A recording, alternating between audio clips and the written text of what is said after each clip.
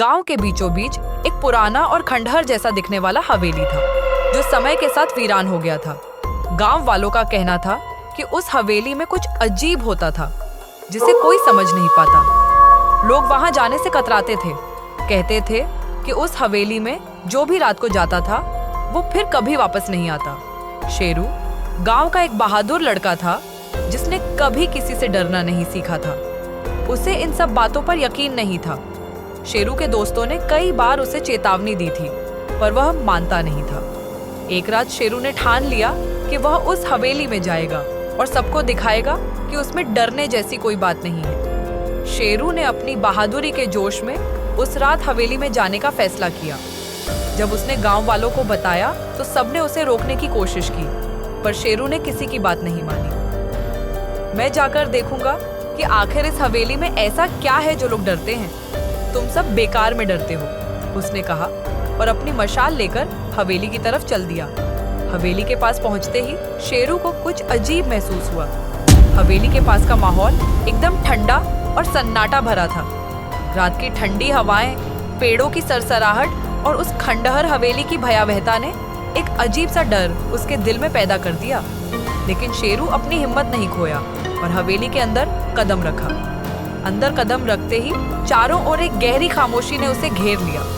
हवेली के अंदर जाले लगे थे, दीवारों पर दरारें थीं और फर्श धूल से भरा था। शेरू ने इधर उधर देखा, लेकिन उसे कुछ खास नजर नहीं आया। वह एक कमरे से दूसरे कमरे में जाता रहा, लेकिन हर जगह वही सन्नाटा और वीरानी थी। जैसे ही शेरू तीसरे मंजिल पर पहुंचा, उसे एक हल्की सी आहट सुनाई दी। कौन है? शेरू ने जोर से आवाज लगाई, पर कोई जवाब नहीं आया। वह आगे बढ़ा और एक कमरे का दरवाजा खोला। कमरे के अंदर का दृश्य देखकर शेरू का दिल जोर जोर से धड़कने लगा। कमरे के बीचों बीच एक बूढ़ा आदमी बैठा था, जिसके लंबे सफेद बाल थे और उसकी आंखें बेहद गहरी और खाली लग रही थी। तू यहाँ क्या कर रहा है? उस बूढ़े ने एक डरावनी आवाज में पूछा। शेरू को थोड़ी घबराहट हुई, पर उसने हिम्मत दिखाते हुए कहा, मैं यहाँ ये देखने आया हूँ कि इस हवेली में क्या खौफनाक है जिससे गांव वाले डरते हैं। बूढ़ा आदमी मुस्कुराया। उसकी मुस्कान बेहद खतरनाक थी। तूने गलती की है बच्चे, यह हवेली शापित है। जो यहाँ आता है वह जिंदा नहीं लौटता। शेरू को अब पहली बार सचमुच डर महसूस हुआ। उसने पूछा, यह कैसे शापित है?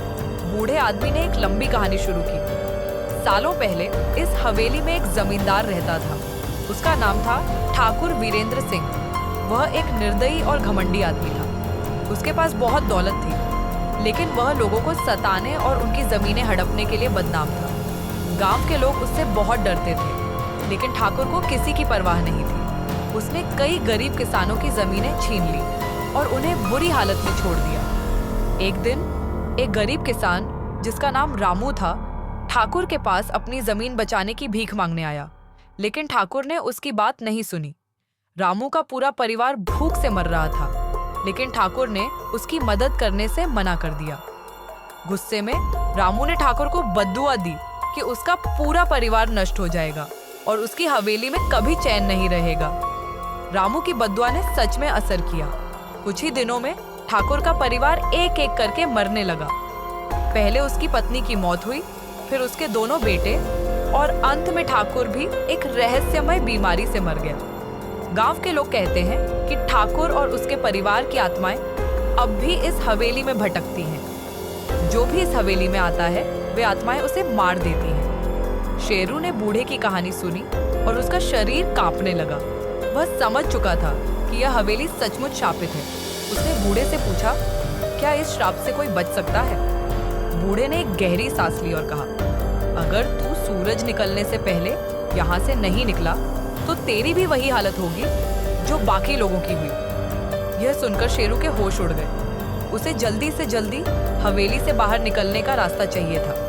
वह कमरे से भागा और सीढ़ियों की तरफ दौड़ा, पर जैसे ही उसने सीढ़ियों पर कदम रखा, उसे पीछे से किसी के चलने की आवाज आई। उसने पलटकर देखा, लेकिन वहां कोई नहीं था। शेरू का दिल तेजी से धड़कने लगा। उसने अपनी चाल तेज कर दी और हवेली से बाहर निकलने की कोशिश करने लगा। जैसे जैसे वह दरवाजे के करीब पहुंचा, उसे महसूस हुआ की हवेली के दरवाजे खुद ब खुद बंद हो रहे थे। शेरू ने तेजी से भागते हुए दरवाजे तक पहुंचकर उसे जोर से खींचा, लेकिन दरवाजा बंद हो चुका था। अब शेरू फंस चुका था। उसने चारों ओर देखा, लेकिन हवेली में अब उसे हर जगह से अजीब सी आवाजें आने लगी। हवा में एक ठंडक थी जो उसके रोंगटे खड़े कर रही थी। वह एक कोने में बैठ गया और सोचने लगा कि क्या वह कभी इस हवेली से जिंदा निकल पाएगा। अचानक उसे फिर से वो बूढ़ा आदमी दिखाई दिया। इस बार बूढ़ा और भी डरावना लग रहा था। उसकी आंखें लाल हो गई थीं और उसकी मुस्कान और भी विकृत हो चुकी थी। तू यहाँ से नहीं बच सकता बच्चे, तूने इस हवेली की शापित आत्माओं को जगा दिया है। अब तेरा अंत निश्चित है। शेरू ने अपनी सारी हिम्मत जुटाई और बूढ़े से पूछा, कोई रास्ता नहीं है? बूढ़े ने शेरू की तरफ घूरते हुए कहा, एक ही तरीका है। तू अगर इस हवेली के तहखाने में जाकर ठाकुर की समाधि को नष्ट कर दे तो शायद तू बच सकता है, पर वह आसान नहीं होगा। शेरू के पास और कोई रास्ता नहीं था। उसने तहखाने का रास्ता पूछा और बूढ़े ने इशारे से उसे नीचे जाने का रास्ता दिखाया। शेरू ने अपनी मशाल उठाई और तहखाने की ओर चल पड़ा। जैसे ही उसने तहखाने के दरवाजे को खोला, उसे एक ठंडी हवा का झोंका महसूस हुआ और एक अजीब सी गंध नाक में भर गई।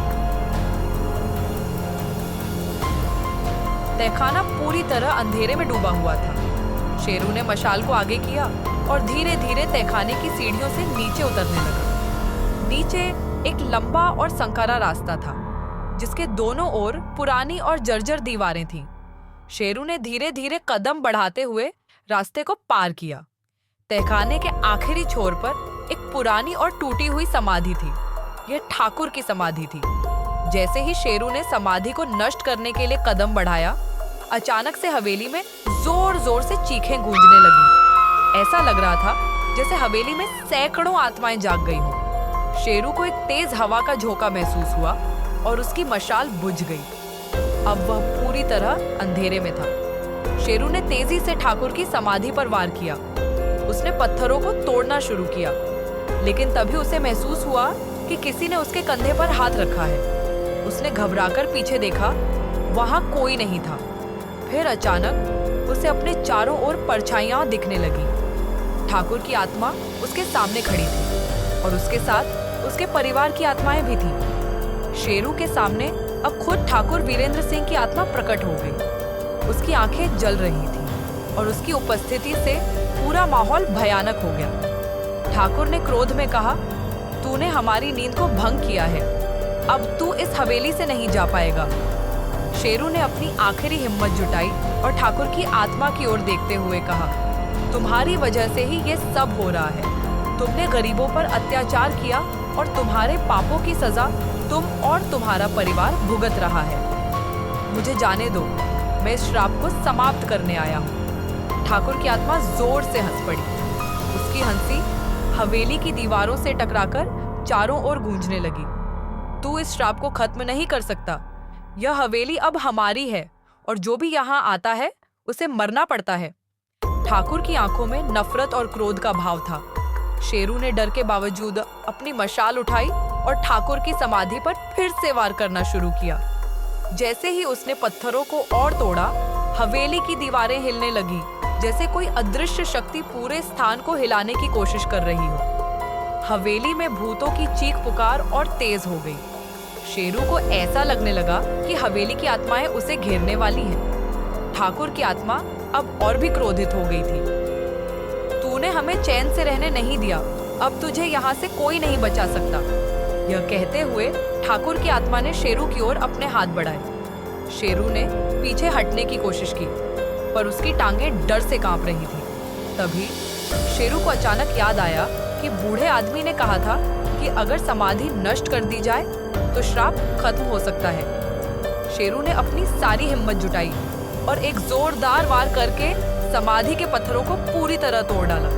समाधि टूटते ही एक जोरदार धमाका हुआ और पूरे तहखाने में तेज रोशनी फैल गई। ठाकुर की आत्मा और बाकी भूत चीखते हुए हवा में विलीन होने लगे। हवेली की आत्माओं का अंत हो रहा था। चारों ओर एक अजीब सी शांति फैल गई। शेरू ने गहरी सांस ली। उसकी जान बच गई थी। जैसे ही हवेली शांत हुई, शेरू ने खुद को संभाला और जल्दी से तहखाने से बाहर निकला। वह ऊपर की मंजिलों की ओर दौड़ते हुए आया और उसने देखा कि हवेली के दरवाजे अब फिर से खुल चुके थे। बिना कोई समय गंवाए शेरू हवेली से बाहर निकला और तेजी से गांव की ओर भागा। गांव पहुंचकर शेरू ने देखा कि सूरज उगने वाला था।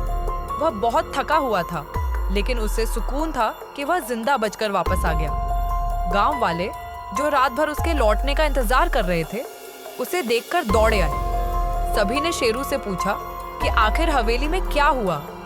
शेरू ने सारी कहानी बताई, ठाकुर के श्राप और उसकी